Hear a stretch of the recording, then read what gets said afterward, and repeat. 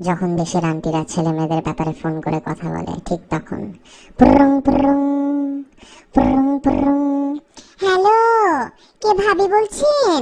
বিরক্ত করলাম আবার। কেমন আছেন বলেন তো ভাবি?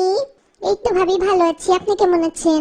আর ভালো থাকলাম কই ভাবি বলেন, ছেলেমেয়েরা বড় হয়ে যাচ্ছে না, এদেরকে নিয়ে কি আর ভালো থাকা যায়? কেন ভাবি, কি হয়েছে? আর বলবেন না, আমার এই যে ছোট মেয়ে, ও তো খালি সন্ধ্যার পর বাইরে যায়। আমি পরে খুব করে বকা দিয়ে বাসায় থাকতে বলছি, সন্ধ্যার পরে যাতে বাইরে না যেতে, সকালে যাক, দুপুরে যাক, বিকালে যাক, বাট সন্ধ্যার আগে বাসায় চলে আসতে। কেন ভাবি, কিছু হয়েছে? কি একটা এই মাছটা টাইপের একটা বয়ফ্রেন্ড আছে, পুরা লাফাঙ্গা বুঝছেন। ওইটার সাথে সারাটা রাত এই যে সন্ধ্যার পরে ঘুরঘুর করে, আর বাসায় আসলে মানে বুঝিও না, তাল ঠিক নাই, খাওয়া দাওয়া করে না, আবার মাঝে মাঝে হাতে পায়ে দাগ দেখি। কি বলেন ভাবি?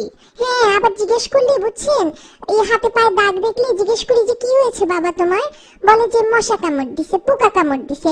ভাবি বলেন, আমরা কি এগুলো বুঝি না? আর ওর বাবা জানলে কি বলবে বলেন? আসলে ভাবি, এই যে সন্ধ্যার পরে বের হতে মানা করেছেন, এতে কোনো লাভ নাই। ভালোবাসার কি আর সময় আছে? ওরা কি আর সময় বুঝে বলেন?